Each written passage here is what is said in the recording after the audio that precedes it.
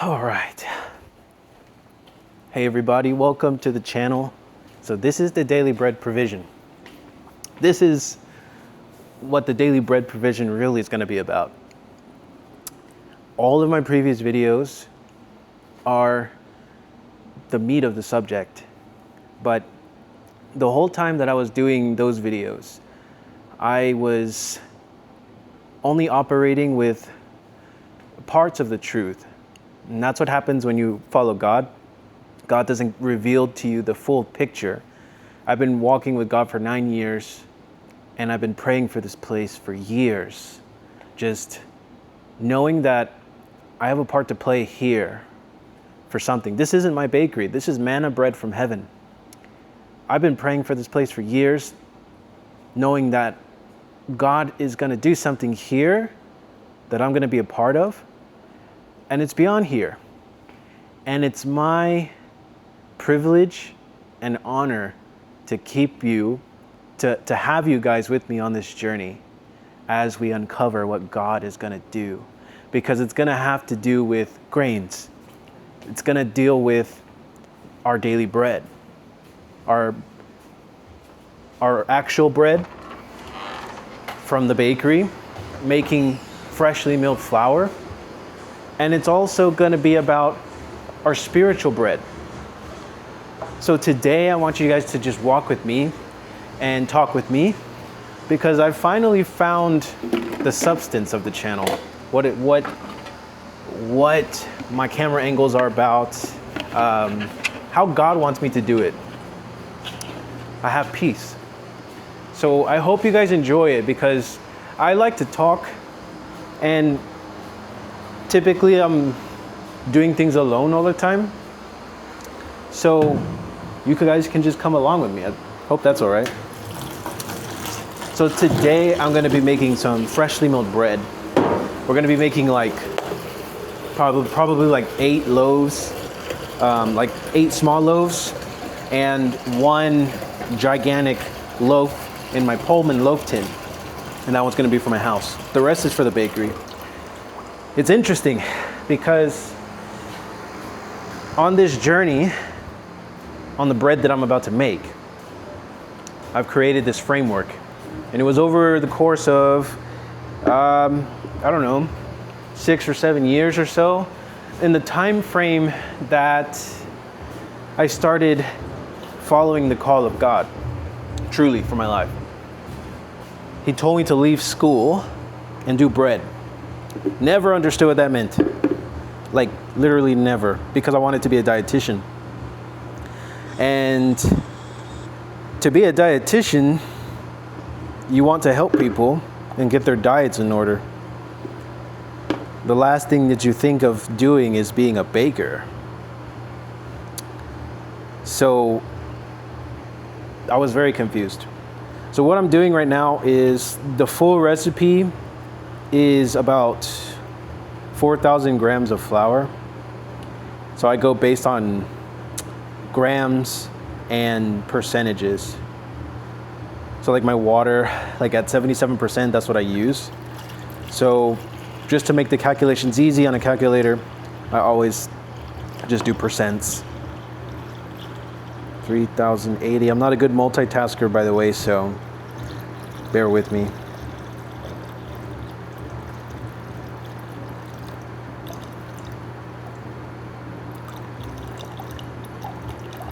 So 380, around there.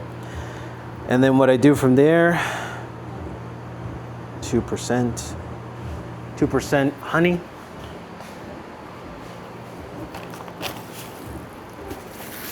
I've developed this recipe like not too long ago. There's this church that really likes these loaves that I do. They buy it for communion, so it's pretty cool. The music here is like chopping up. I don't know if you're gonna be able to hear it or not, but yeah, it's chopping up pretty bad.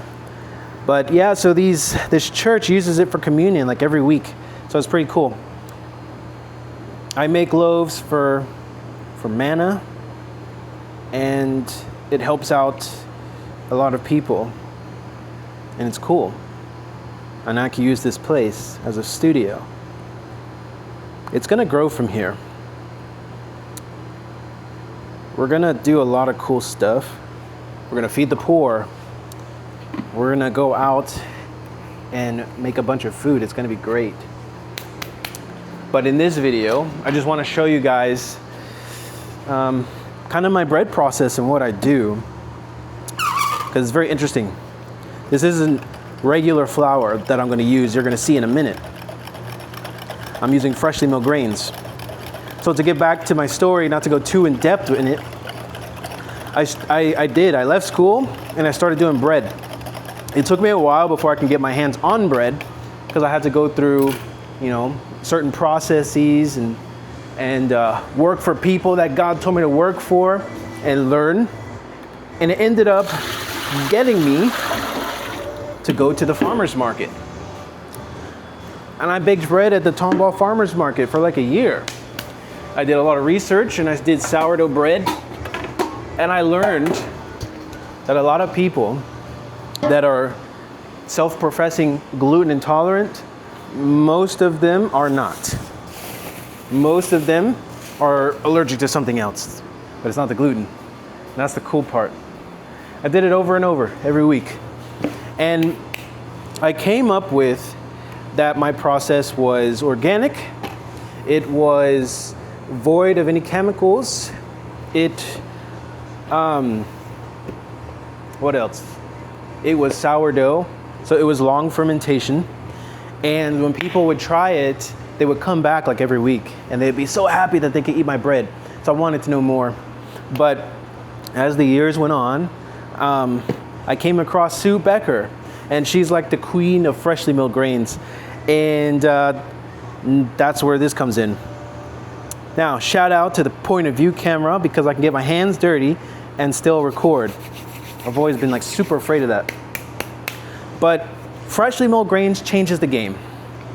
And you're gonna see here that when we use freshly milled grains, it's completely different than regular flour. Getting my camera, my phone dirty. It's completely different than regular flour. The bran is like little blades. It's just razor sharp. So hopefully what we're gonna get here from the techniques that we do, we're gonna get a good loaf of bread that's not gonna collapse on itself. 4,000. Because in the past, I would always get flour and my final bread would collapse on itself because the bran would just cut everything. But with some experience and time, you can get over it. So we're adding flour, water, honey, and a little bit of yeast.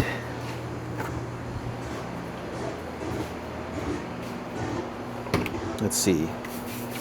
Oh man.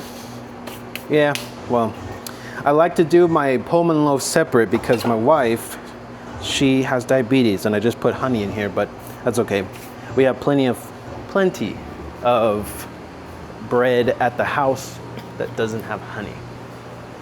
I'm gonna try not to move my head so much because I realize the camera's on my head. So I only do like 0.7%. So that's about 28 grams.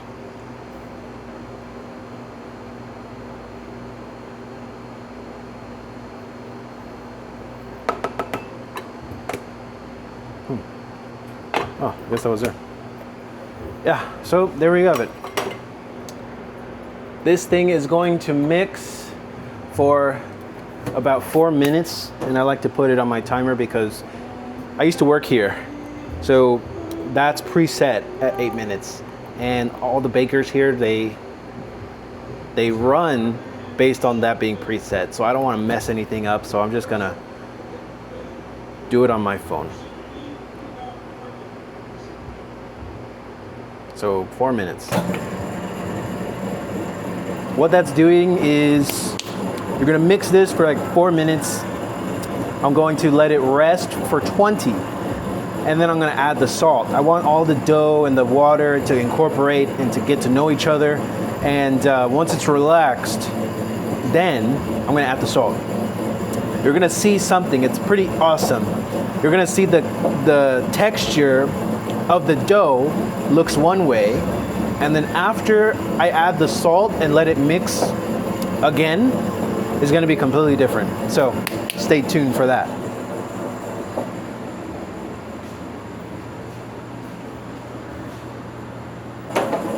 Okay, it's been 4 minutes. Now take a look at that.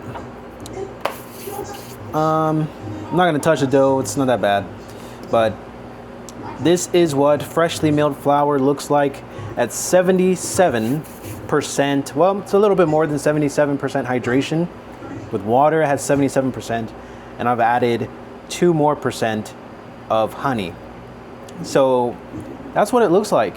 I'm gonna let it sit for like 20 minutes. And then we're gonna add the salt. All right, so we're back. It's been about 20 minutes. It's all nice and relaxed. I don't want to touch it too much. But we are going to add 2% salt, which is 80 grams.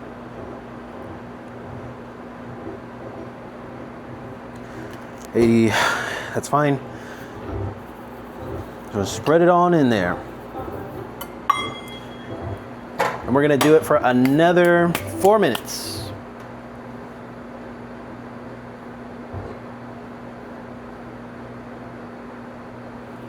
Let's see. So that rest did so much for the dough. And the addition to the salt is gonna make it just be so plump and elastic. It's gonna look so smooth, silky smooth. It's gonna be cool. All right, it's been another 4 minutes. Look at that. You see the difference? How silky smooth that is? Right now it's a little sticky, but because my hands are dry. But when I wet my hands, I'm gonna be able to play with it. It's nice and smooth. Just give me a second.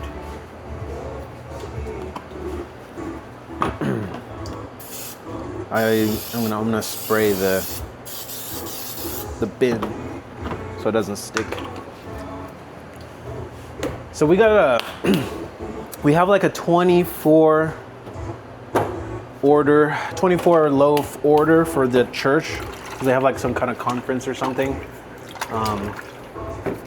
So we're just gonna start making some loaves and then freeze them.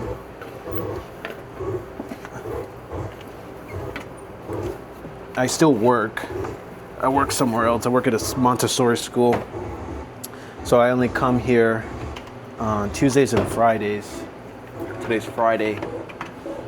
So we get a little bit of bacon when we can. And it's gonna morph into something pretty big. You guys are like on the beginning of my journey. So everything kind of looks in its infancy right now. But that's the beauty of the journey. I know where I'm going, just don't know how to get there. This is a huge step in the journey, really. Being able to utilize a bakery space, because I don't have a big space at home to be able to do this stuff. And I've baked at my house when I was doing the market, but I've really worn out a lot of things and it's just not gonna work.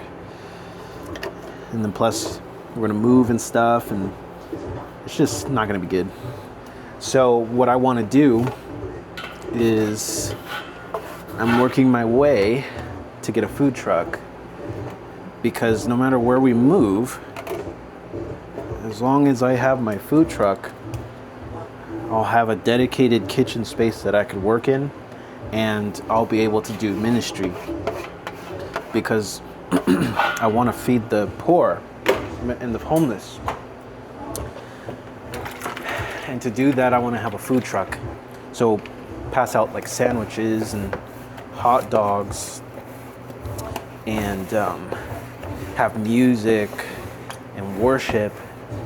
It's gonna be an awesome time. But right now we're in our infancy stage, so we're just baking, and we have a bakery space, and we're grateful. And I know that YouTube is gonna help me get there. So I'm really grateful for you guys to come along the journey with me, because especially when we go out and when we start feeding the poor and helping people and just witnessing what God's gonna do, it's gonna be wonderful. So I'm excited for you guys to come. It's still hot.